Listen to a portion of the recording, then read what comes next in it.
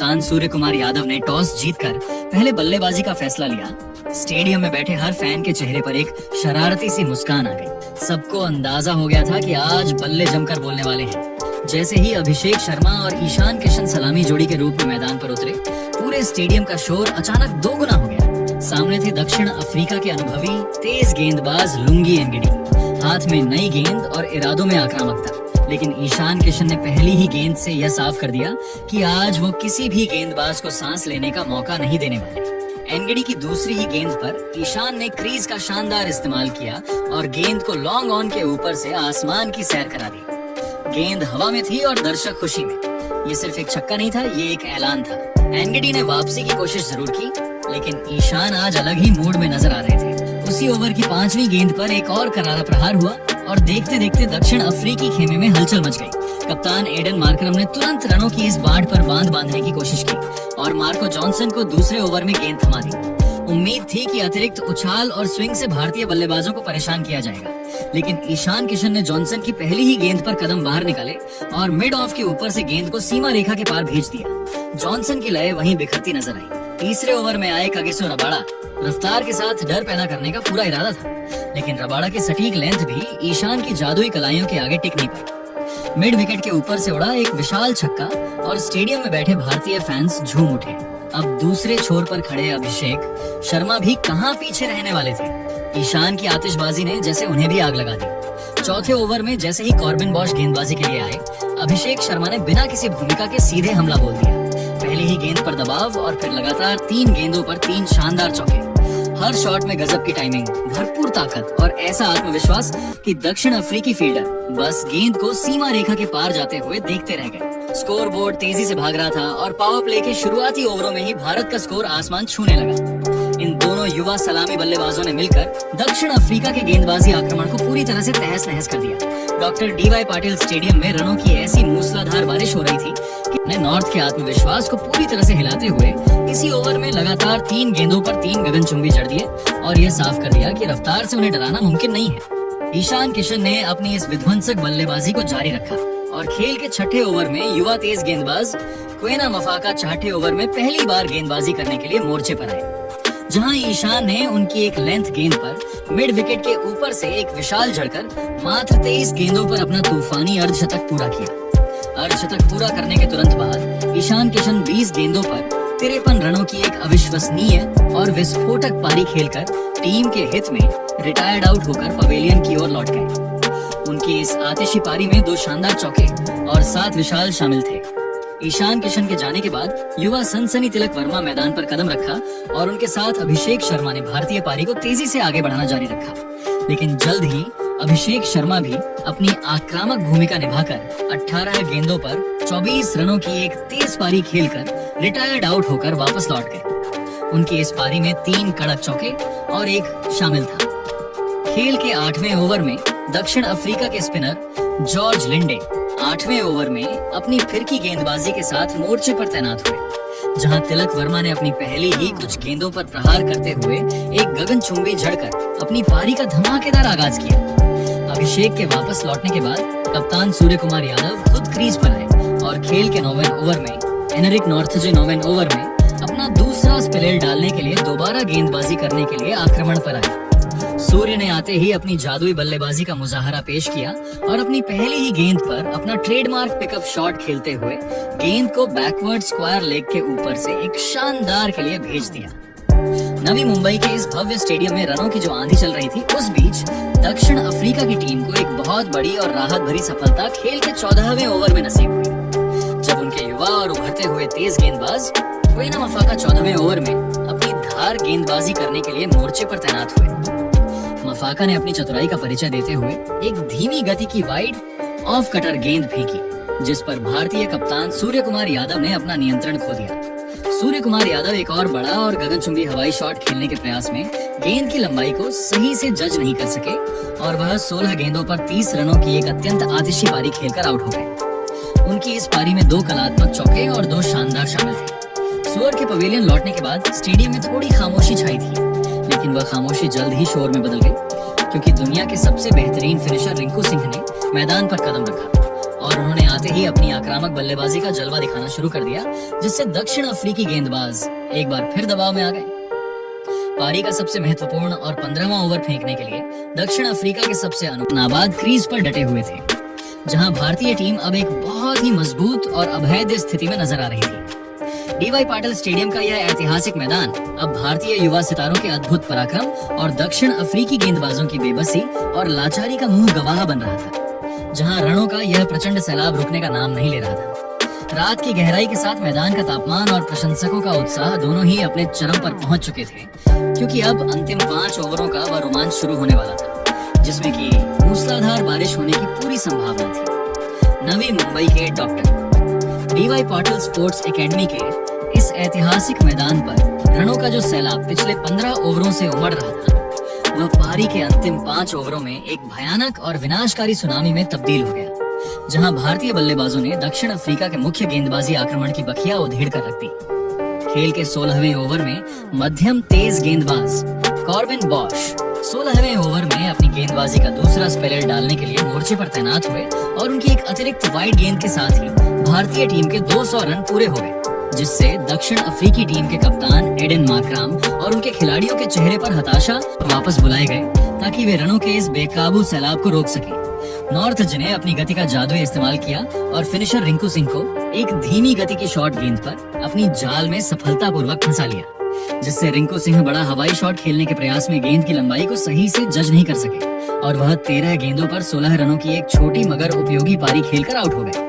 उनकी इस पारी में एक शानदार चौका और एक गगनचुंबी शामिल था। रिंकू के पवेलियन लौटने के बाद कप्तान और भारतीय टीम के पावर हिटर हार्दिक पांड्या मैदान पर उतरे और उन्होंने नॉर्थजे की अगली ही गेंद पर बिना कोई समय घुमाए एक प्रचंड और गगनचुंबी झड़कर अपनी आक्रामक मंशा को पूरी तरह से साफ कर दिया। अंतिम ओवरों का असली और रोंगटे खड़े कर देने वाला रोमांच तब देखने को मिला जब दक्षिण अफ्रीका के सबसे अनुभवी तेज गेंदबाज कगिसो रबाड़ा 19वें ओवर में अपनी गेंदबाजी का अंतिम और निर्णायक कोटा पूरा करने के लिए मोर्चे पर आए, जहां हार्दिक पांड्या ने उनकी पहली ही गेंद पर अपनी जादुई कलाइयों और शरीर की ताकत से एक अविश्वसनीय फ्लैट जड़ दिया। इसी ओवर में दूसरे छोर पर मौजूद अक्षर पटेल ने भी अपनी आक्रामकता का लोहा मनवाया और रबाड़ा की एक छोटी पटकी हुई गेंद पर कड़क और बिजली की रफ्तार वाला चौका बटोरकर रनों की रफ्तार को 7वें आसमान पर पहुंचा दिया, जहां दक्षिण अफ्रीका के क्षेत्र रक्षक केवल मूक दर्शक बनकर गेंद को सीमा रेखा के पार जाते हुए देख रहे थे। खेल के अंतिम और निर्णायक 20वें ओवर में कॉर्बिन बॉश 20वें ओवर में दोबारा गेंदबाजी करने के लिए मोर्चे पर तैनात हुए, जहां हार्दिक पांड्या ने उनकी तीसरी गेंद पर एक भाग्यशाली चौका और फिर चौथी गेंद पर एक प्रलयकारी और विशाल झड़कर पूरे स्टेडियम को शोर से भर दिया। हालांकि हार्दिक पांड्या इसी ओवर की 5वीं गेंद पर एक और बड़ा शॉट खेलने के प्रयास में बाउंड्री लाइन पर मार्को जॉनसन के हाथों लपके गए, जिससे हार्दिक पांड्या पुल शॉट खेलने के प्रयास में 10 गेंदों पर 30 रनों की एक तूफानी और विनाशकारी पारी खेलकर आउट हो गए। उनकी इस छोटी सी आतिशी पारी में 2 शानदार चौके और 3 गगनचुंबी शामिल थे। भारतीय टीम ने इन विध्वंसक पारियों के दम पर निर्धारित 20 ओवरों के खेल की समाप्ति के बाद 6 विकेट के नुकसान पर 240 रनों का एक अत्यंत अभेद्य और पहाड़ जैसा विशाल स्कोर खड़ा किया, जो इस मैदान पर टीबीज क्रिकेट का एक नया कीर्तिमान स्थापित कर चुका था। अक्षर पटेल अपनी सूझबूझ भरी और आक्रामक बल्लेबाजी के दम पर 23 गेंदों पर 35 रनों के व्यक्तिगत स्कोर पर नाबाद लौटे और उनके साथ हर्षित राणा एक गेंद पर 0 रन पर नाबाद क्रीज पर डटे हुए थे, जहां दक्षिण अफ्रीका के सामने अब इस वार्म अप मैच को जीतने के लिए 241 रनों का एक लगभग नामुमकिन और डरावना लक्ष्य था। डीवाई पाटिल स्टेडियम का यह भव्य मैदान अब भारतीय बल्लेबाजों के अद्भुत पराक्रम और दक्षिण अफ्रीकी गेंदबाजों की बेबसी का मुंह गवाह बन चुका था, जहां हर एक भारतीय बल्लेबाज ने अपनी शानदार छाप छोड़ी थी।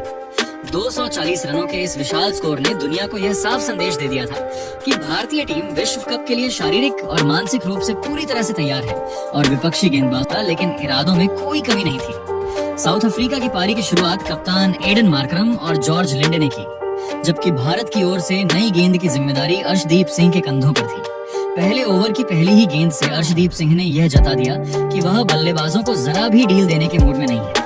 सटीक लाइन और लेंथ पर डाली गई गेंदों ने दोनों बल्लेबाजों को खुलकर खेलने का मौका नहीं दिया। रन बनाना मुश्किल हो रहा था और दबाव लगातार बढ़ता जा रहा था। इसी दबाव का नतीजा यह रहा कि ओवर की आखिरी गेंद पर जॉर्ज लिंडे ने बड़ा शॉट खेलने की कोशिश की, लेकिन गेंद ठीक से बल्ले पर नहीं आई। मिड ऑफ की दिशा में खड़े हार्दिक पांड्या ने आसान सा कैच लपक लिया। साउथ अफ्रीका को पहला झटका महज 1 रन के स्कोर पर लग गया। जॉर्ज लिंडे बिना खाता खोले पवेलियन लौट गए और गोल्डन डक का शिकार बने। ये विकेट भारत के लिए आत्मविश्वास बढ़ाने वाला था। पहला विकेट गिरने के बाद बल्लेबाजी के लिए रयान रिकेल्टन मैदान में आए। अब सारी जिम्मेदारी कप्तान एडन मार्करम पर आ गई थी। इसके बाद दूसरा ओवर लेकर आए हार्दिक पांड्या। शुरुआती गेंदों में उन्होंने भी कसी हुई गेंदबाजी की, लेकिन कप्तान मार्करम अब आक्रामक मूड में नजर आ रहे थे। उन्होंने हार्दिक पांड्या को आड़े हाथों लेते हुए लगातार 3 शानदार जड़ दिए। गेंद स्टैंड्स में जा रही थी और दर्शकों का शोर लगातार बढ़ता जा रहा था। इस ओवर में साउथ अफ्रीका ने 19 रन बटोर लिए और मैच का माहौल अचानक बदल गया। इस आक्रामक तेवर को देखते हुए कप्तान सूर्य कुमार यादव ने एक बार फिर तीसरे ओवर के लिए अर्शदीप सिंह को गेंद सौंपी, लेकिन अब कहानी कुछ और ही थी। एडन मार्करम पूरी तरह से लय में आ चुके थे। ओवर की पहली ही गेंद पर उन्होंने मिड विकेट के ऊपर से एक शानदार झड़कर अपना इरादा साफ कर दिया। इसी ओवर की चौथी गेंद पर रयान रिकेल्टन ने भी मिड विकेट की दिशा में दमदार चौका लगाकर अपने हाथ खोल दिए। साउथ अफ्रीका के बल्लेबाज अब खुलकर खेल रहे थे, जिसके बाद चौथा ओवर लेकर फिर से हार्दिक पांड्या आए। इस बार उन्होंने अपनी लाइन और लेंथ पर जबरदस्त नियंत्रण दिखाया। गेंदबाजी में अनुशासन साफ नजर आ रहा था और बल्लेबाजों को बड़े शॉट खेलने का मौका नहीं मिल पा रहा था, लेकिन ओवर की आखिरी गेंद पर एडन मार्करम ने मौके का फायदा उठाया और मिड ऑफ की दिशा में एक क्लासी चौका जड़ दिया। ये शॉट उनके आत्मविश्वास को और मजबूत करता नजर आया। इसके बाद 5वां ओवर लेकर आए हर्षित राणा। युवा गेंदबाज पर दबाव साफ दिखाई दे रहा था और साउथ अफ्रीका के बल्लेबाजों ने इस मौके का पूरा फायदा उठाया।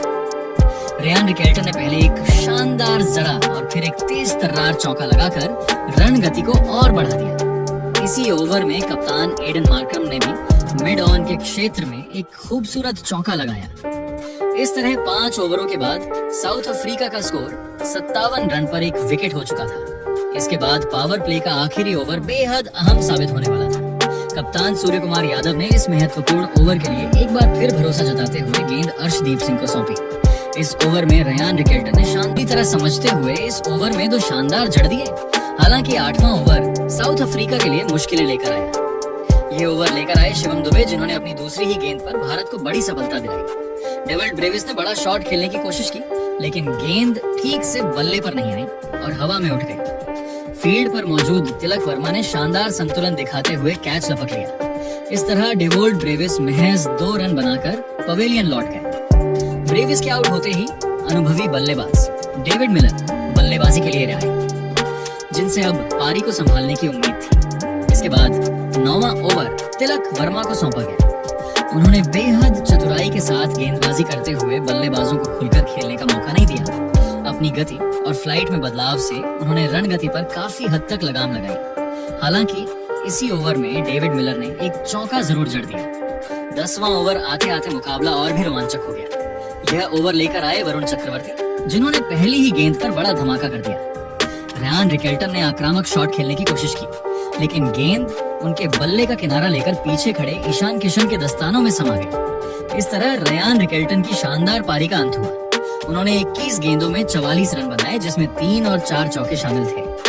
10 ओवर की समाप्ति पर साउथ अफ्रीका का स्कोर 99 रन पर 4 विकेट हो चुका था। इसके बाद बल्लेबाजी के लिए जसन स्मिथ मैदान पर उतरे और 11वां ओवर लेकर आए अक्षर पटेल। ये ओवर साउथ अफ्रीका के लिए बेहद दुर्भाग्यपूर्ण साबित हुआ।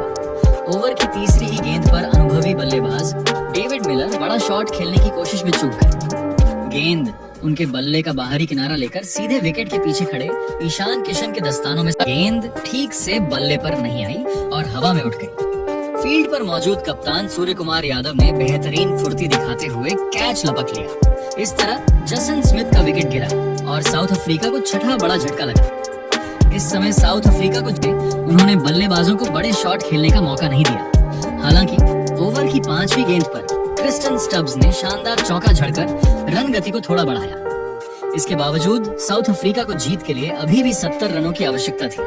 3 ओवरों में 70 रन बनाना आसान नहीं होता, लेकिन साउथ अफ्रीका के बल्लेबाज हार मानने को तैयार नहीं थे। वहीं 18वां ओवर अपेक्षाकृत शांत रहा।